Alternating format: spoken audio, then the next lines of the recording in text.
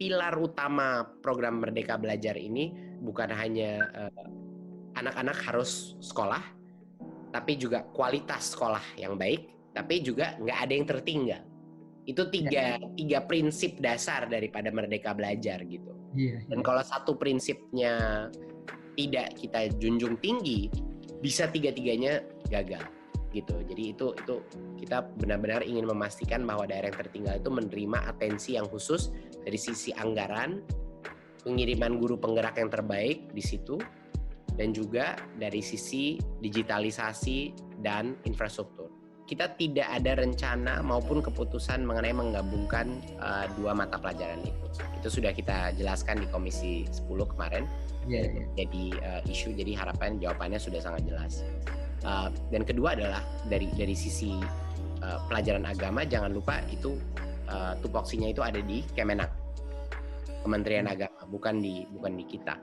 Jadi itu dua jawaban saya mengenai isu itu. Tidak ada rencana sama sekali menyatukan mata pelajaran tersebut. Misalnya kita ciptakan kurikulum pendidikan karakter yang terbaik di dunia. Misalnya kita ciptakan berbagai macam framework akademis mengenai peningkatan pendidikan karakter dan alam.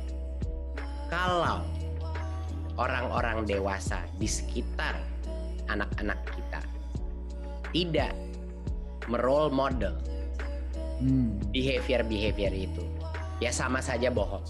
Dampak daripada role modeling, dampak dari keteladanan terhadap pendidikan karakter itu nomor satu. Dan ini nggak usah kita debatkan secara akademis. Siapapun yang punya anak akan mengerti konsep ini secara otomatis. Kalau kita punya anak kecil, itu aja deh, itu jawaban saya. Bagi kalau ada yang tidak setuju dengan itu, lihat saja dengan anak kecil bahwa dia bisa mengerti secara kognitif apa yang kita bicarakan kepada dia. Tapi kalau kita tidak laksanakan, itu tidak akan menjadi karakternya dia, karena dia akan melihat ketidakkonsistensi. Jadi itu challenge-nya, Pak. Ada berbagai macam hal yang bisa kita lakukan. Salah satunya adalah untuk mencampur pengalaman mentorship si anak-anak ini. Makanya Kampus Merdeka itu adalah kita campurkan bukan hanya interaksi dengan dosen-dosen terbaik di universitas, tapi interaksi dengan praktisi-praktisi terhebat di dalam dunia industri.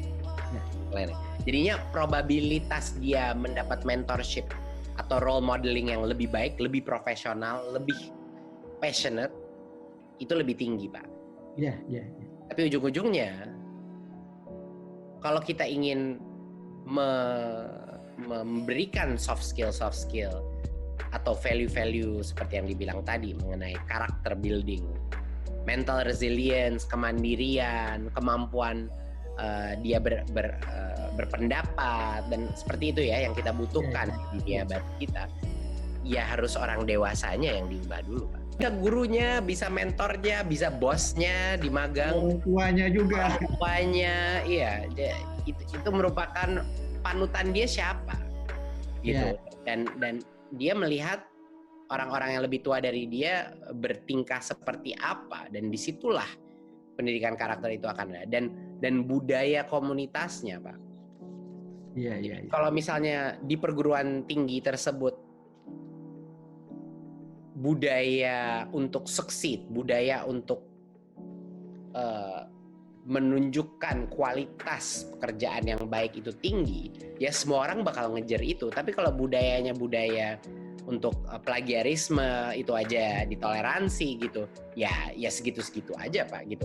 Jadinya mohon maaf, saya bilangnya budaya komunitasnya itu yang akan menentukan seberapa besar pendidikan karakter atau etos kerja si murid itu. Bukan hanya kurikulum, bukan hanya kebijakan. Semua kebijakan dan spesial anggaran untuk daerah tertinggal itu adalah strategi kita untuk sekolah-sekolah di desa. Jadi yang tadi saya sebut itu. Tetapi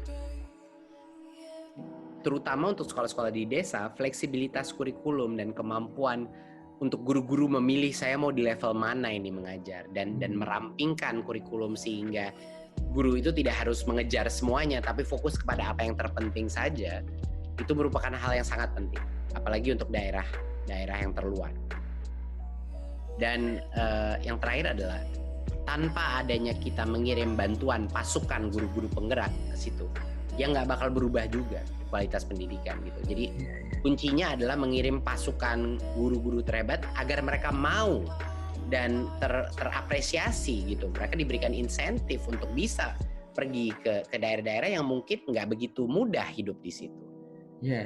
Itu kuncinya itu untuk penyetarakan itu. Pertama jangan lupa penyetarakan kualitas guru itu yang terpenting, dan nggak banyak SDM berkualitas di daerah-daerah itu. Jadi harus dibantu dengan mengirimkan salah satu guru-guru penggerak yang terbaik. Nah, itu merupakan tantangan yang luar biasa karena dengan otonomi daerah, kemampuan Kementerian Pendidikan dan Kebudayaan untuk merealokasi antara area itu juga lumayan rumit, Pak. Jadinya itu merupakan tantangan kita di Kemendikbud untuk bisa merealokasikan kualitas SDM guru kita sehingga di daerah-daerah yang paling membutuhkan itu mendapatkan.